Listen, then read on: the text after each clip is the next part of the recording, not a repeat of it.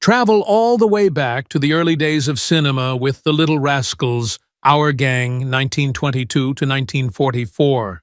The groundbreaking comedy shorts that introduced audiences to a mischievous group of kids whose adventures, pranks, and charm captured hearts around the world. From Spanky and Alfalfa to Darla and Buckwheat, these child stars became household names and left behind an unforgettable legacy in film history. But what happened after the cameras stopped rolling? In 2025, we revisit the cast's extraordinary and sometimes tragic journeys from careers in Hollywood to surprising paths far from the spotlight. Discover where the beloved Rascals ended up after all these years.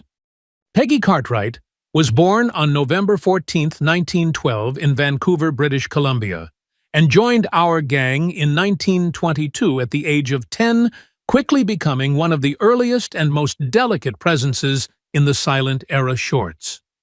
Her role as the sweet, well-mannered girl in shorts like One Terrible Day Firefighters and Young Sherlocks provided a contrast to the rowdier antics of her male co-stars, charming audiences with a quiet, understated grace. Behind the scenes, however, Peggy's childhood was far from idyllic. Born into a family struggling with financial instability, she faced relentless pressure to perform at a professional level while enduring the normal cruelties of child stardom, including harsh director criticisms and the occasional ridicule from more mischievous cast members. Professionally, her career trajectory was constrained by Hollywood's limited roles for young girls, compounded by the shift from silent films to talkies, which left many early child stars sidelined. She managed to avoid public scandal, yet personal challenges loomed, marrying comedian Phil Baker and raising 4 children while later navigating a divorce and second marriage to actor William Walker, all while quietly maintaining her dignity and privacy. Peggy successfully transitioned away from the limelight, focusing on ballet formal training at RADA in London, and later office work, which kept her life deliberately low profile. She remained the last surviving member of the original gang, living a life largely free from the destructive pressures that felled many of her peers. At the time of her death on June 12, 2001, at age 88, her net worth was modest, likely under $100,000, reflecting a life shaped more by resilience, adaptability than by Hollywood wealth, leaving behind a legacy as a pioneering child actress whose grace and quiet professionalism endured beyond the camera. Ernest Morrison, born December 20, 1912 in New Orleans, joined Our Gang in 1922 at the age of 10, becoming the first black child actor to secure a long-term Hollywood contract, an achievement that was both groundbreaking and fraught with racial tension. His character radiated boundless energy, cleverness, and comic timing, often stealing scenes in shorts such as Dogs of War and No Noise, and he later expanded his career into the East Side Kids series, where he continued to defy stereotypes and entertain audiences. Morrison's childhood was a mix of early triumph and intense scrutiny. As the son of a determined father who negotiated aggressively with Hal Roach for fair compensation, he experienced both privilege and the pressures of high expectation in a racially segregated industry. Professionally, he faced persistent barriers, typecasting, limited opportunities, and the challenge of maintaining a dignified career in an environment rife with discrimination. Yet, he skillfully transitioned into vaudeville military service during World War II and later work in the aerospace industry. Morrison's personal life remained relatively private, free from major scandal, though the early nickname Little Sambo underscores the period's troubling racial attitudes and the precarious position of black actors in early Hollywood. He married and led a life away from the tabloid gaze, focusing on family and steady work. Morrison passed away from cancer on July 24, 1989, at age 76, leaving a net worth of around $500,000, reflecting a lifetime of resilience, cultural impact, and careful navigation of both racial and professional challenges, establishing him as a seminal figure whose contributions to film history were quietly revolutionary. Monty O'Grady, born March 6, 1916 in Los Angeles, California, entered the Our Gang universe in 1922 at the tender age of 6, portraying the mischievous Monty, a subtle yet memorable background rascal whose understated antics helped infuse the silent shorts with chaotic charm. His character, though not a central figure, added texture and realism, showing early on that even minor roles could influence audience perception and group dynamics. Monty's childhood was far from idyllic.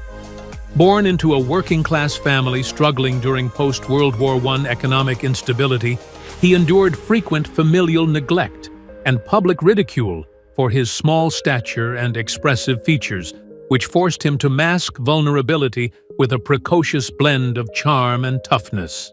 As he transitioned into adulthood, Monty's career stretched across decades as a prolific extra, appearing in over 300 films and TV shows, largely uncredited, a testament to resilience, but also a reflection of Hollywood's systemic neglect of child actors once their youth faded.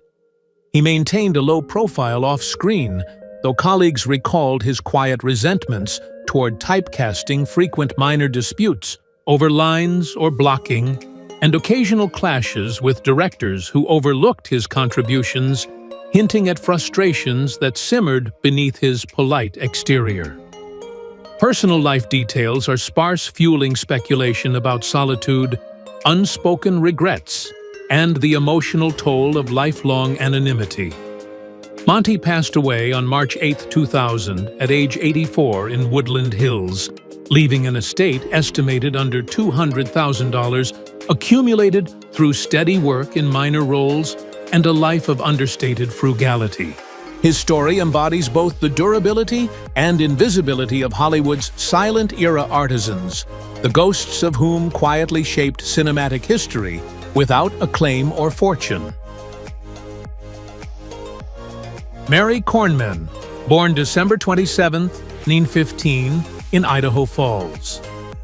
Idaho joined Our Gang at age 7 in 1922, quickly establishing herself as the gang's leading lady with a combination of sweetness, cleverness, and charm that made her the object of multiple affections within the shorts, particularly Mickey Daniels and Jackie Davis.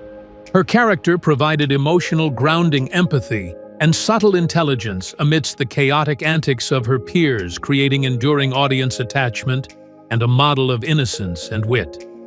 Childhood was challenging. Mary grew up under strict parental supervision and financial insecurity, frequently balancing professional demands with the emotional discipline needed to maintain her composure, concealing anxieties behind poised performances. Transitioning to adolescence, she navigated the treacherous waters of Hollywood with relative grace, starring in the Boyfriends series, carefully managing her public image to avoid scandal. Her personal life involved 2 marriages, first to cinematographer Leo Tover, and later to horse trainer Ralph McCutcheon, providing a private refuge away from the public eye, though whispers suggested occasional eccentricities and strong opinions that belied her gentle on-screen demeanor. Mary passed away on June 1, 1973, at age 57 from cancer, leaving an estate estimated around $250,000 accumulated through her film earnings residuals and property holdings. Her legacy remains as a quietly resilient figure who balanced early fame with personal dignity, remembered as one of the most beloved female performers of the silent comedy era, emblematic of both the promise and peril inherent in child stardom. Mickey Daniels, born October 11, 1914, in Rock Springs, Wyoming, exploded onto the Our Gang scene at age 8 in 1922 as the gang's freckle-faced, red-haired dynamo, whose wild expressions, impeccable timing, and mischievous energy turned him into one of the series' most iconic stars.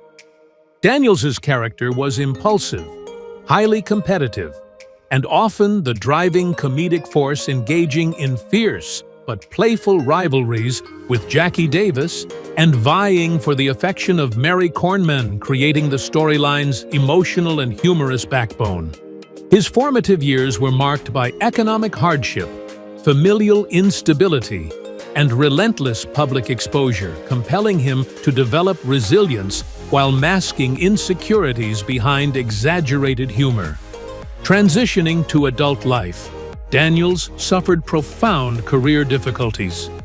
His early fame did not translate into sustainable roles, and he spiraled into alcoholism, gambling, and transient living, ultimately working as a taxi driver in San Diego.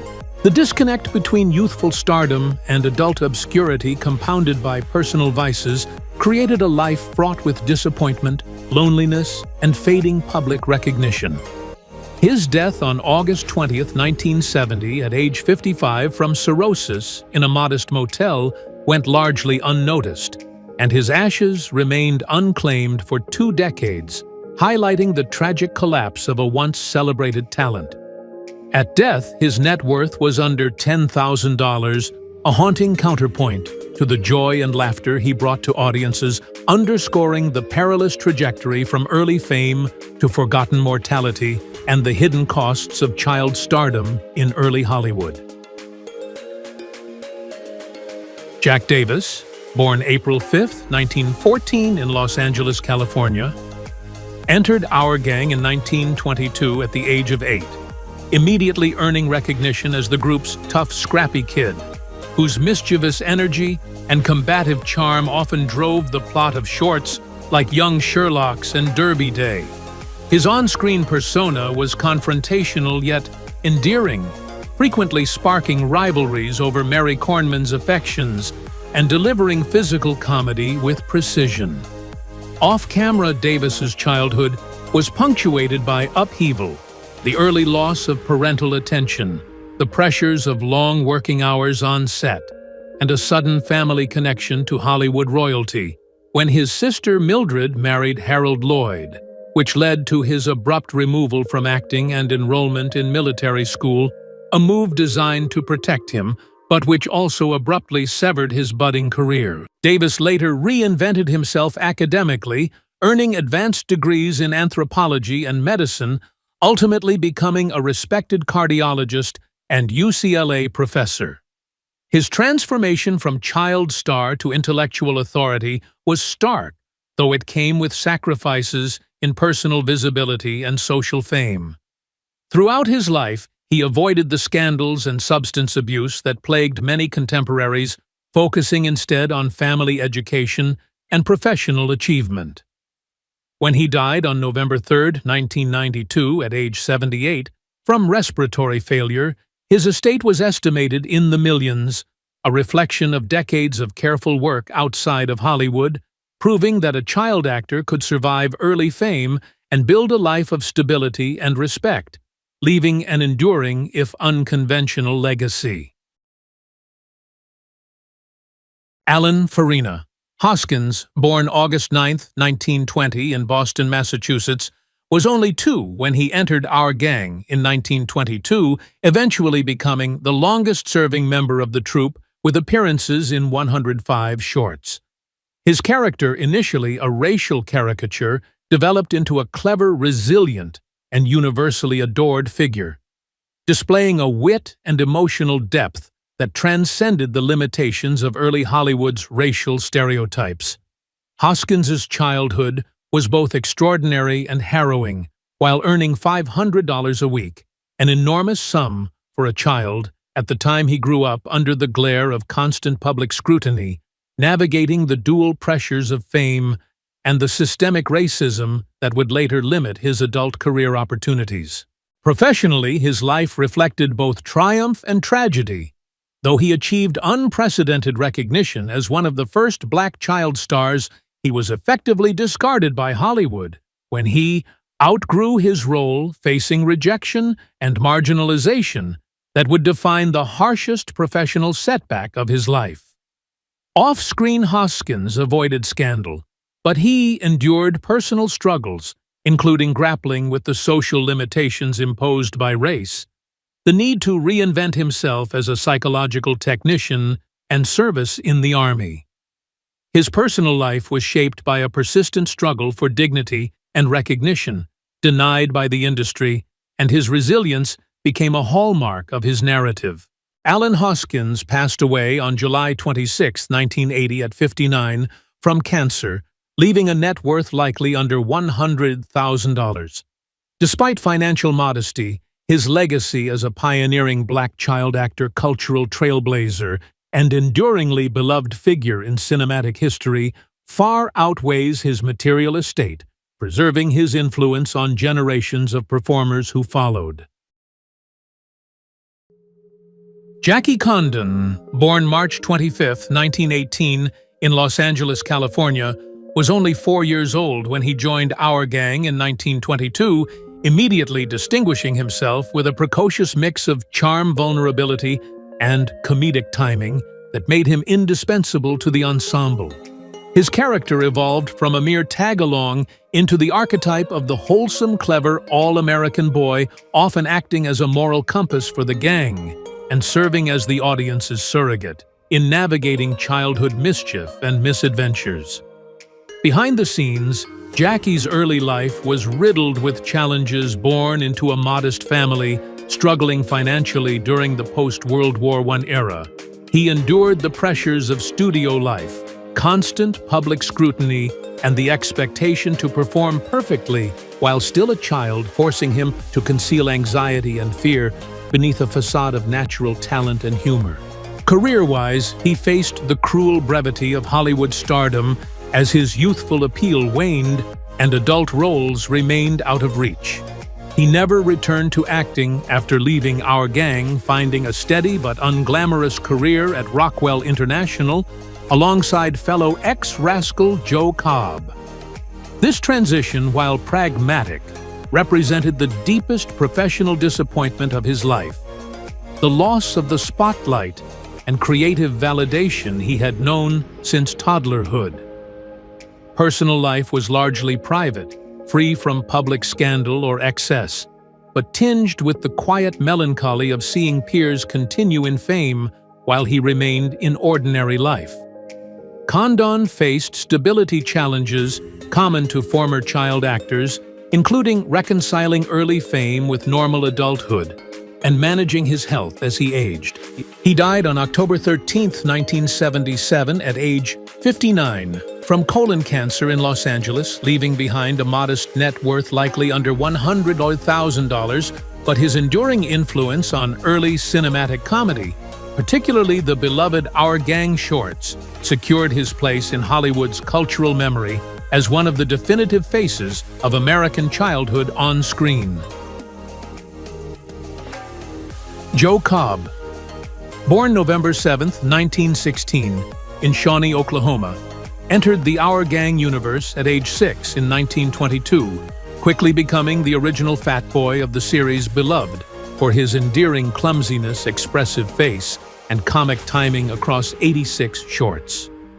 Cobb's on-screen persona, a lovable, bumbling child constantly at the mercy of the gang's hijinks, masked the hardships of his real childhood growing up with limited financial resources, enduring public scrutiny, and facing the constant judgment of adult directors and peers who demanded polished performances while offering scant support for his emotional development.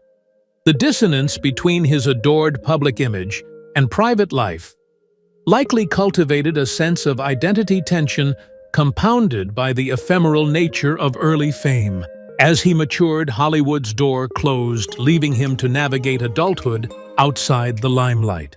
Cobb transitioned to a steady blue-collar career at North American Aviation, an occupation far removed from the whimsical world of Our Gang, where he remained untainted by scandal. Yet the emotional residue of childhood performance and the nostalgia-driven public gaze lingered. Personal life was calm and largely private, with no documented affairs or controversies, yet he undoubtedly bore the subtle psychological weight of having been celebrated as a child and largely forgotten as an adult. Cobb experienced the quiet struggles of adapting to life beyond early fame, including witnessing the misfortunes or early deaths of peers who had faltered under Hollywood pressures, an ongoing reminder of the fragility of childhood celebrity. He died of natural causes on May 21, 2002, at age 85, leaving a modest estate, likely under $200,000, a reflection of a life lived with pragmatic detachment from Hollywood glamour. Yet his enduring appeal as a pioneering figure in child-centered comedy maintains a quiet resonance in cinematic history, embodying the bittersweet tension between fleeting youth and the permanence of audience memory. Johnny Downs, born October 10, 1913 in Brooklyn, became part of Our Gang in 1923 at age 10, establishing himself as the archetypal all-American boy, whose charisma, athleticism, and boyish charm made him a standout in 24 shorts, often cast as the confident team captain or the spirited rich kid.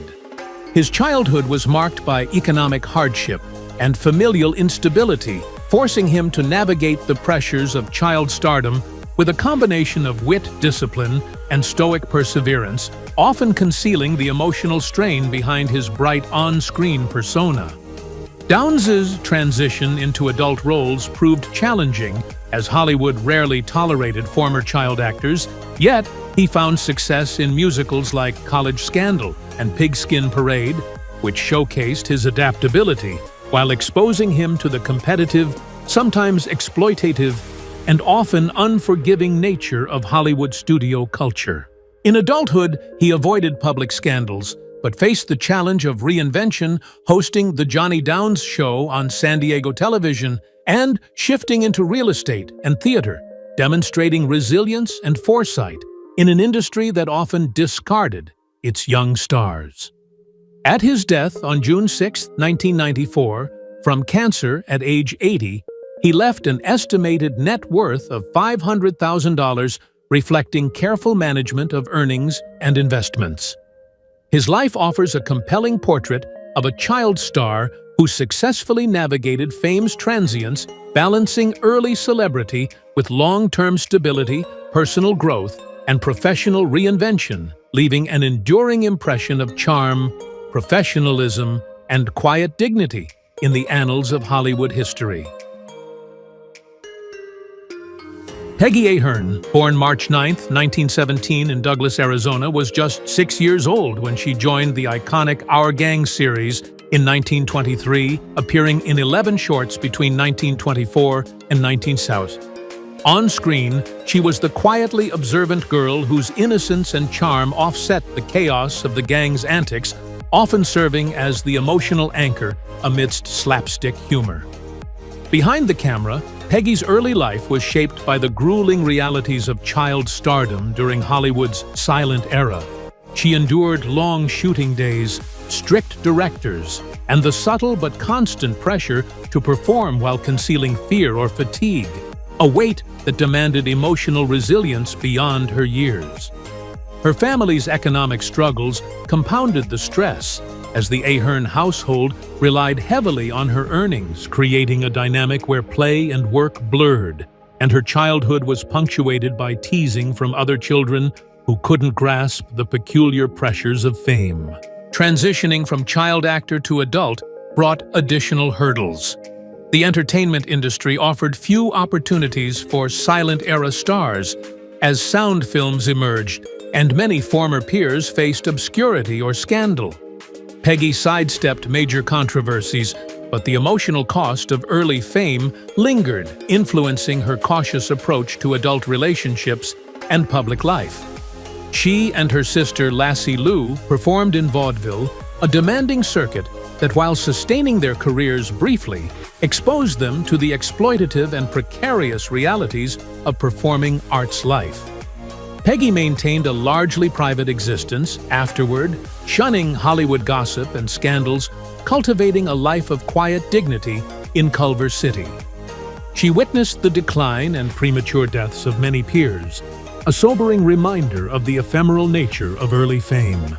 Peggy passed away on October 24, 2012, at 95, leaving a modest estate likely under $150,000, reflecting a life of careful stewardship rather than flamboyance. Yet her contributions to the early foundations of Hollywood comedy remain quietly monumental, embodying both the innocence and resilience of child performers who navigated a notoriously unforgiving industry. Thank you for joining us on this nostalgic journey through classic television history. If you enjoyed learning about the cast of Little Rascals, Our Gang, and where they are now, don't forget to give this video a thumbs up, subscribe for more vintage Hollywood retrospectives, and share your thoughts in the comments below. We love hearing your memories and suggestions, so let us know which TV show or movie cast you'd like us to feature next.